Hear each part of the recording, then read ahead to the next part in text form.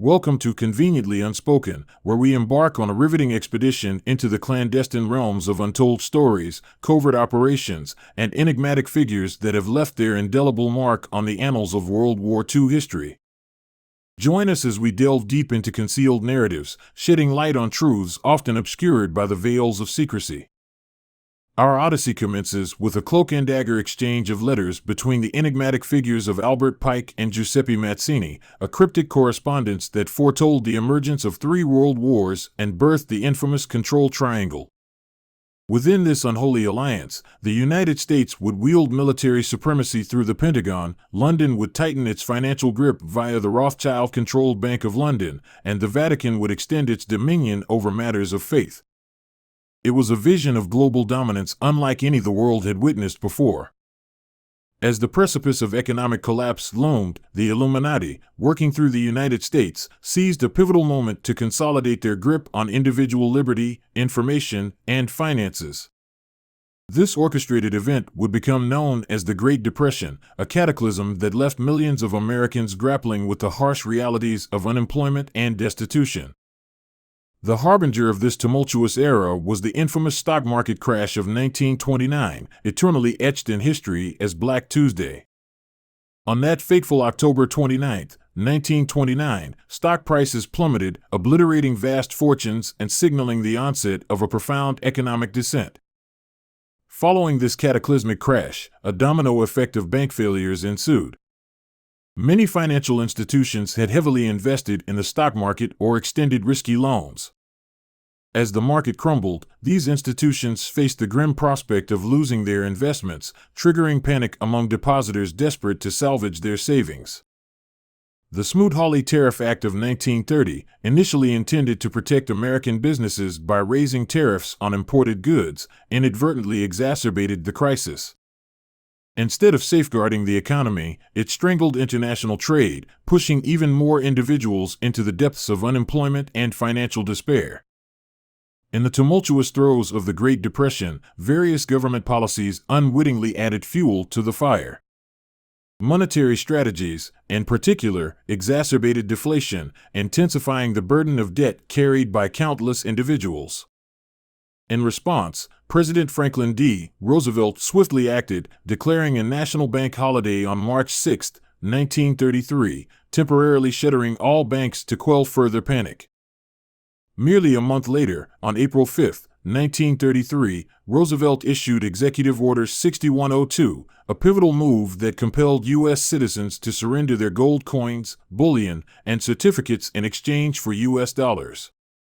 This measure effectively terminated the domestic gold standard, consolidating control of the nation's gold supply in U.S. vaults, with plans to employ it as collateral for international banks.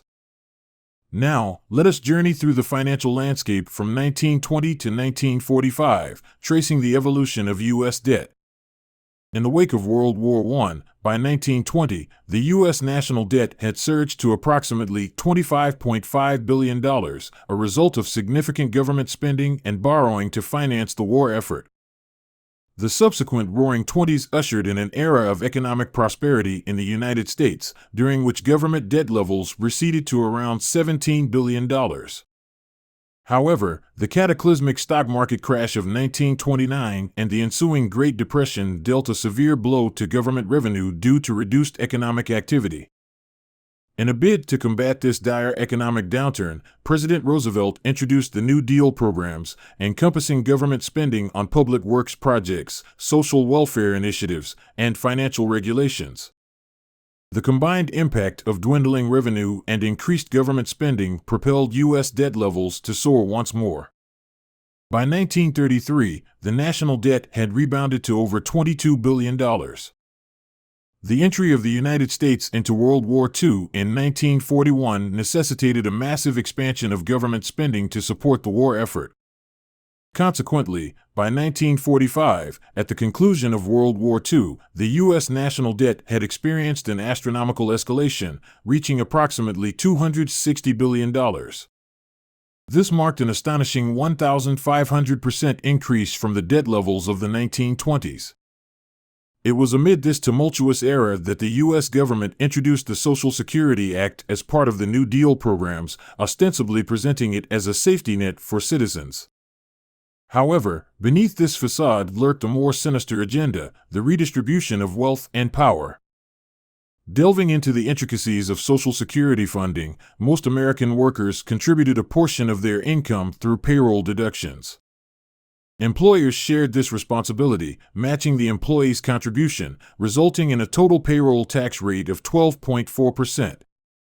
The revenue collected from these payroll taxes flowed into two trust funds: the Old Age and Survivors Insurance (OASI) Trust Fund and the Disability Insurance (DI) Trust Fund.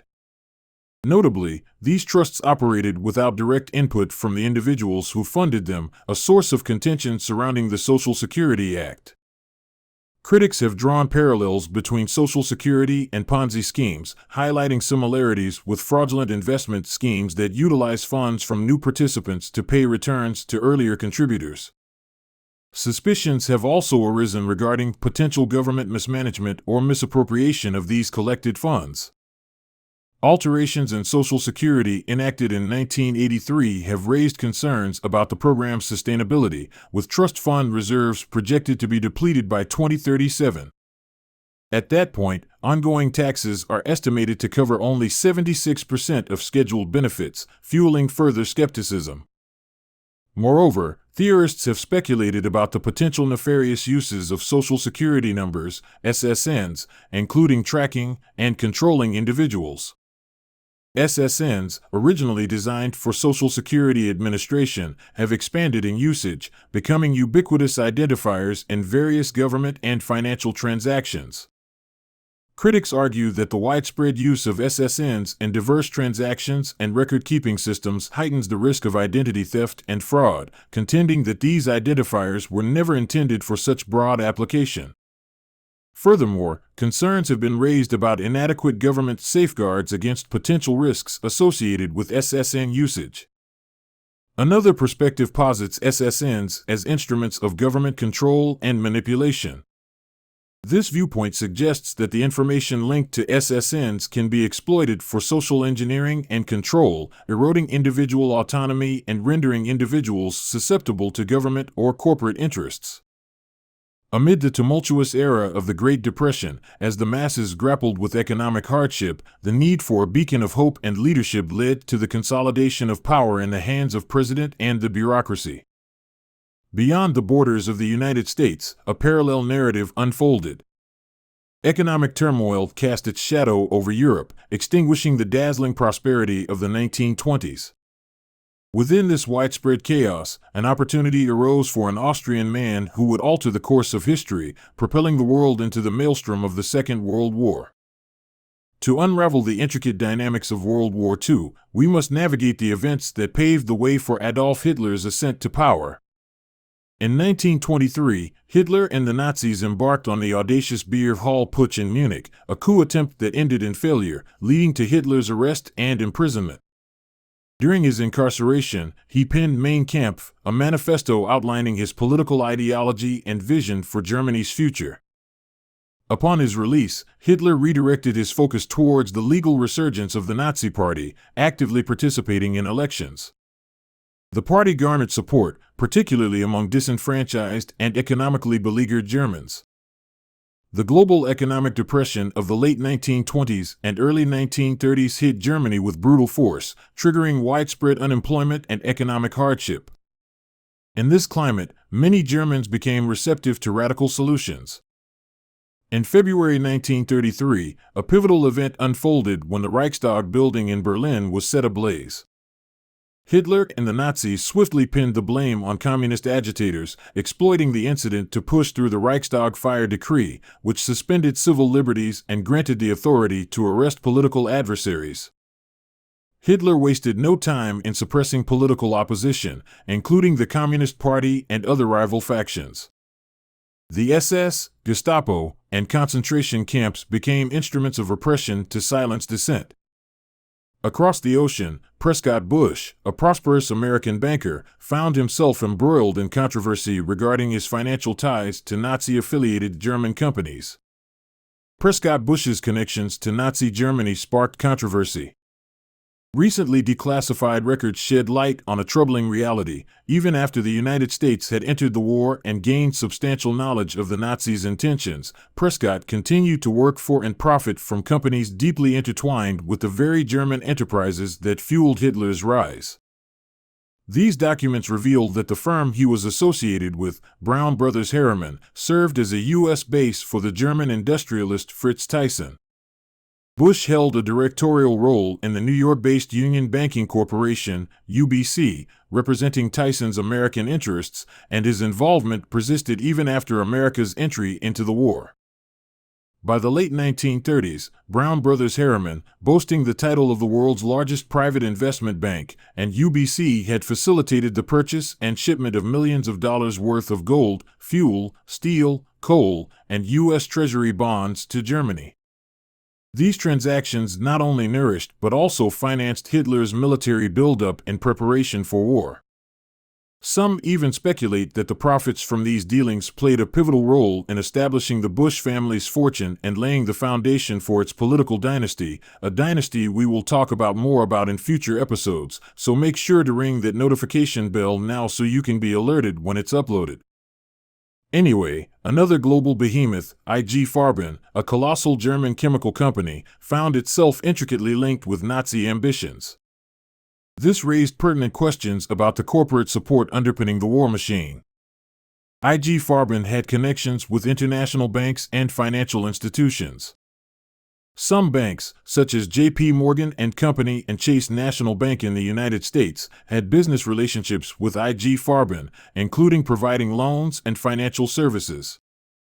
Between 1942 and 1945, a cyanide-based pesticide known as Zyklon B was employed to exterminate over 1 million people, predominantly Jews, in gas chambers scattered across Europe, including the Auschwitz II and Majdanek extermination camps in German-occupied Poland. Notably, the poison gas was supplied by a subsidiary of IG Farben. The subsequent IG Farben trial, an integral part of the Nuremberg proceedings, saw 23 IG Farben directors indicted for war crimes, with 13 ultimately convicted. The entry of the United States into the war, shrouded in controversy, raises doubts about the true catalyst for American involvement. Numerous conspiracy theories contend that U.S. government officials possessed advanced knowledge of Japan's attack on Pearl Harbor, which transpired on December 7, 1941. In September 1944, John T. Flynn, a co-founder of the Non-Interventionist America First Committee, presented a counter-narrative to the Pearl Harbor incident. His 46-page booklet, The Truth About Pearl Harbor, argued that President Roosevelt and his inner circle had been orchestrating provocations to incite the Japanese into attacking the U.S. as early as January 1941. Several writers, including journalist Robert Stinnett, retired U.S. Navy Rear Admiral Robert Alfred Theobald, and Harry Elmer Barnes, have echoed these claims, suggesting that high-ranking officials in the United States and the United Kingdom were privy to the impending attack and may have either allowed it to occur or actively encouraged it, all in a bid to ensure America's entry into the European theater of World War II. With America now again forcibly entangled in the web of global conflicts, a pivotal shift in U.S. foreign policy emerged, marking the transition from neutrality to active engagement, an unmistakable fulfillment of America's role in Pike's control triangle. What followed was a defining moment that showcased this newfound power. As the United States entered World War II, the Clandestine Office of Strategic Services, OSS, took center stage. Operating in the shadows, the OSS orchestrated covert operations, conducted surveillance, and gathered crucial intelligence. Its mission extended even to strategies for controlling populations, giving rise to the birth of a surveillance state. Enter Operation Paperclip, a covert endeavor designed to relocate Nazi scientists to American soil. This operation blurred the boundaries between ally and adversary, and the concept of bomb power emerged as a seismic force, reshaping the global balance of power. The Manhattan Project, a classified U.S. government initiative during World War II, resulted in the creation of the atomic bomb. It was launched out of concern that Nazi Germany might develop nuclear weapons first through information they gathered from Operation Paperclip. In 2010, Gary Wills authored Bomb Power: The Modern Presidency and the National Security State. Within this thought-provoking work, Wills delved into the transformation of presidential authority in the United States, contextualized by the development and utilization of atomic weapons during and after World War II. In this intricate tapestry of history, a curious pattern emerges, an enigmatic interplay of power, wealth, and secrecy. Envision a world once bathed in the euphoria of post-war economic prosperity, where fortunes ascended like rockets into the heavens.